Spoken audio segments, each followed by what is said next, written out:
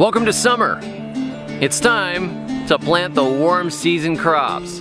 If you live in the northern half of the United States and you want to know what to plant in June, I'm going to share it with you. Let's get gardening.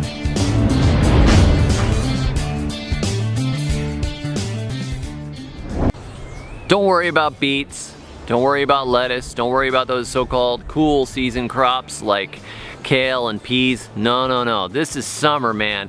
This is time to plant the heat lovers.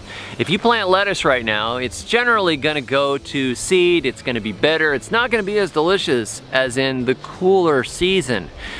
Now it's time to plant the wonderful crops of summer, like watermelons and cantaloupes. And it's not too late to put in tomatoes and hot peppers. And if you like it, you can even grow okra. Yes! Yes! One of my favorite crops for summer, I like to get in June, sweet potatoes. If you have a long enough season to grow sweet potatoes, plant a shorter season variety if you live farther north. Sweet potatoes are very easy to grow. You can get sweet potatoes from the store, stick them in a jar, you know, like you did with a kid with some toothpicks. Break those little vines off when they get about this long and stick them in the ground and they will grow. So you start your sweet potatoes on the counter last month and then you plant them this month out in the garden beds. They don't like any frost at all. They are a totally summer crop. So June is cool for planting sweet potatoes. Though beefsteak tomatoes are a lot of work, cherry tomatoes don't mind the heat so much and they're very easy to grow. So if you missed putting tomatoes in last month, you can go ahead and put beefsteak tomatoes in, but just know you're gonna have to take some care with them, and if the summer gets too hot, they're gonna stop blooming. The cherry tomatoes seem to be a little more resilient, so if you're not convinced that you're gonna be able to do a good job with tomatoes and you want some stuff that'll handle the heat, plant cherry tomatoes. And look, if you want a secret on cherry tomatoes, look up the Everglades cherry tomato. That thing is practically a weed and it's one of the sweetest tomatoes you will ever taste in your entire life. It's an old heirloom from Florida. So just trust me on this one. Grow it. It'll probably come back as a weed next year. Pumpkins. Pumpkins and winter squash. They don't like any cold at all, so June is a good time to start them, particularly the beginning of the month, so they have a long time. Know that some varieties have a very long time to maturity, like 3 or 4 months, so look for ones that are shorter if you know that your first frost date is only in a few months from now. So, you know, you're gonna have to tweak it according to your climate a little bit, but most of them will produce in just over 100 days. So look at varieties like Hubbard or tan cheese. Butternut produces pretty quickly. Spaghetti squash, I love all these things. These are all winter squash, which means that they have a harder rind on them and they keep longer. Summer squash are things like zucchini and yellow crookneck squash. Those are both good and you can plant them right now, but they're not a longer season. Those ones are gonna produce in like 50, 60 days. So if you want something that goes fast, go ahead and plant those now. But if you want something that you can eat through the winter and make pies out of and all that jazz, plant your pumpkins and winter squash and get them started right now, because next month it's gonna be too late. Another one of my favorite prepper crops all around, and just a great garden crop, it's actually the crop that got me started gardening, is beans. Beans. The first thing I ever grew were beans in a cup. When I was in kindergarten, the teacher gave us little cups full of soil. We planted beans in them, and when they sprouted, I was hooked on gardening. It was like magic. You know, 7 days, the bean pops up out of the ground and opens its little leaves, and I was like, whoa! So I dug around in the pantry, and I pulled out all the dry beans I could find, and I planted them in pots all around the side yard of my parents' house, and I haven't stopped gardening since. There's 2 different main delineations when it comes to growing beans. There are dry beans, and there are green beans.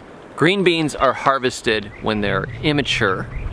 So you're picking the green pod, you're eating it pod, bean and all, or you might be making shelled beans. Some beans like southern peas, people like to grow them to a certain size and then zip, take that little thread out of the pod and shell the beans. I think that's a pain in the neck, it takes too long. But Some people like to do it. I prefer the type where you can eat the pod as well. So like the yellow wax beans and Kentucky beans, things like that. I love those. And I love Roma beans. And my wife particularly likes the purple podded beans because they're very easy to spot. You've got these big purple beans amidst all the green leaves, so they don't hide on you. You can just go through the garden and pick them very easily. The other type of beans, which are probably even better for a survival crop, are dry beans. Dry beans can be stored for years without losing their nutritional content, provided that you don't let the weevils get them. So, you know, freeze them, pack them in carbon dioxide or whatever you want to do to keep them from being infested by insects, and they'll keep for a very long time. Now, your dry beans are the beans that you have to shell. So you can have dry lima beans, dry kidney beans, dry black beans, and there's a bunch of old varieties that are really cool, like Jacob's Cattle and Tiger Eye. They're really cool looking old beans that are very beautiful.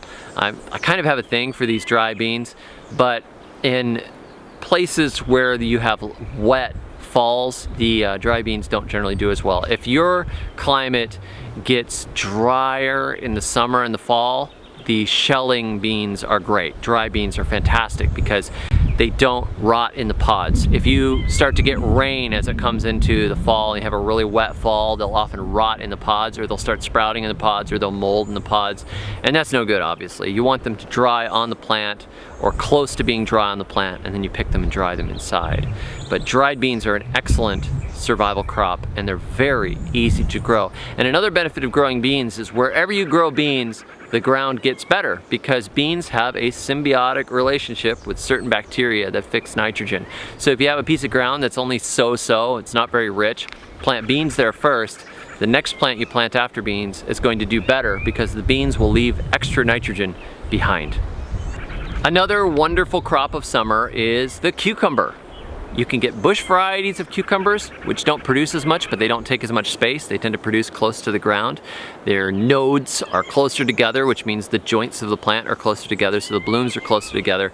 But the more productive ones are the climbing cucumbers. So if you have a trellis, you have some strings, make sure the cucumbers get regular water, or else they tend to not do all that well, and they might get bitter. If you get bitter cucumbers, don't eat them, throw them out, because you can actually get sick from eating bitter cucumbers. It's not a pleasant experience.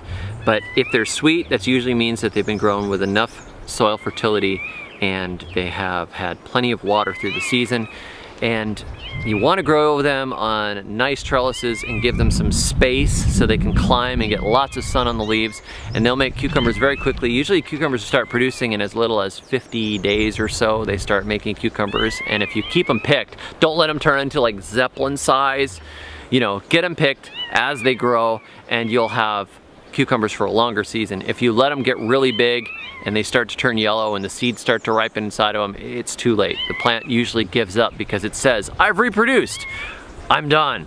So keep them picked, give them a good place to climb, make sure they have fertile soil. They like ashes in the ground too. If you've got some extra wood ashes, mix a little of them in, or mix in a little lime when you plant the bed. Cucumbers love that.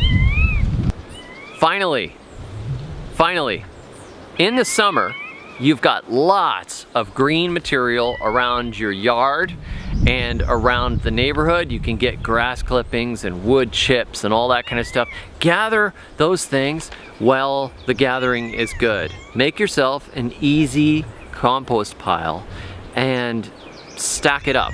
I like to take one of my garden beds and just compost right on top of a garden bed I'm not currently using. And that way all the good stuff from the compost is rotting down in the ground and all the earthworms are coming up and it's really happy. So if I've got one garden bed that didn't produce for me that well this year, I just pile up compostable material on top of it and let it rot, and it feeds the ground. So take advantage of the nice warm season and gather up all that extra grass. Every time you mow the lawn, bag it up and throw it on there, you know, rake up some leaves, put it on there. Even hedge trimmings and that sort of thing, put them in a pile in the back corner of the yard, let them rot down. Don't let the nice warm season and all the scraps coming in and out of your garden and the kitchen scraps coming out of your house, don't let those go to waste.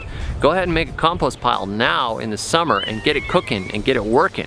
You'll have it for your next set of gardens. I hope that gives you a good overview of what you can grow in your garden in June. Thanks for watching. I'm David the Good, and until next time, may your thumbs always be green. Prepper advantage. Today I'm going to teach you something very consistent. One man fire. Only one man. Only one man. I can't get any closer Okay. to the fire. Okay. And I want you to watch how the flame is going to go up, right? And it's going to start eating this. I'm not 100%